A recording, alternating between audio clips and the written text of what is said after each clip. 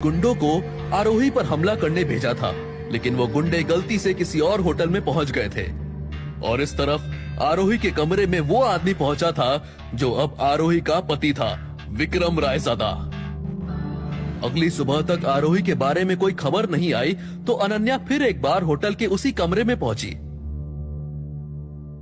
वो उस अंगूठी की चमक से अपनी नजरें नहीं हटा पा रही थी। इसे बेचकर तो अच्छे खासे पैसे मिल जाएंगे। उसने अंगूठी को हाथ में पहना और वहां से निकलने के लिए जैसे ही मुड़ी कि होटल रूम के दरवाजे पर उसे एक आदमी खड़ा दिखा। तुम वही हो जिन्होंने हमारे मालिक की जान बचाई थी? ये अंगूठी हमारे मालिक विक्रम रायजादा की है। जी जी हमने ही बचाई थी। विक्रम रायजादा खानदान के इकलौते वारिस हैं। ये अंगूठी हमें दे दीजिए, हम पे भरोसा रखिए, तुम्हें बहुत बड़ा इनाम मिलेगा। अनन्या को अब जाकर समझ आया कि उसके सामने खड़ा आदमी विक्रम रायजादा का नौकर था। हालांकि इनाम के लालच में आकर अनन्या ने वो अंगूठी उस आदमी को दे दी। अनन्या को इनाम मिला भी, लेकिन पैसे के रूप में नहीं, बल्कि विक्रम रायजादा से शादी के प्रस्ताव के रूप में। लेकिन किस्मत को कुछ और ही मंजूर था। सुधा और महेश्वर की लालच की वजह से विक्रम की शादी उसी लड़की से हुई जिसके साथ असल में विक्रम की मुलाकात हुई थी।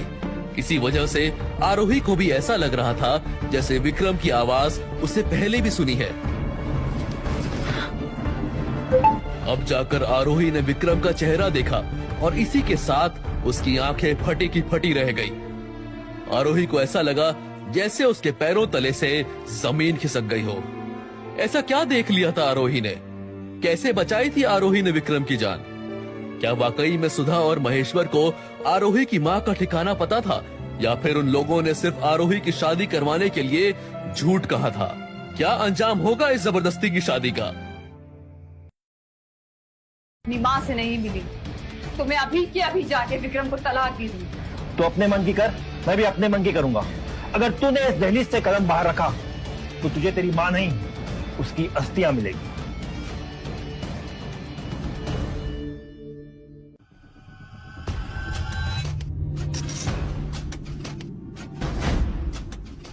विक्रम के कमरे की उस लाल रोशनी में जब आरोही ने अपने पति का चेहरा देखा तो वो ऊपर से नीचे तक हिल गई, क्योंकि विक्रम बिल्कुल भी वैसा कुरूप नहीं था जैसा पूरी दुनिया उसके बारे में बोलती थी।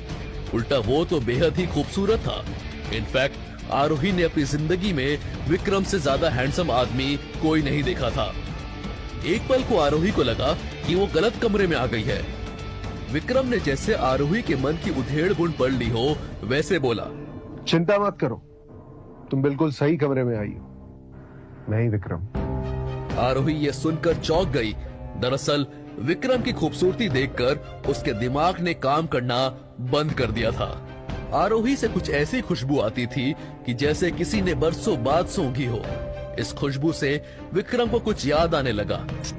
ये वही खुशबू थी जो उस रात उस होटल इंपीरियल के कमरे में महसूस हुई थी। अब विक्रम भी खुद के ऊपर काबू खोने लगा। वो उतना ही उत्सुक था जितना कि बेचैन। क्या ये वही लड़की थी जिसके साथ मैं उस रात था? क्या हम पहले मिल चुके? अब तक आरोही भी विक्रम में खो सी चुकी थी। उसका सवाल सुनकर आरोही होश में आई। अपने को संभालते हुए उसने कहा, मुझे ऐसा नहीं लगता। आरोही ये मान ही नहीं सकती थी कि विक्रम जैसे इंसान से कभी अगर कोई मिले तो उसे कभी भूल पाएगा। उसे यकीन था कि वो विक्रम से कभी नहीं मिली थी। आरोही की भी सांसें बढ़ चुकी थी और जैसे जैसे विक्रम करीब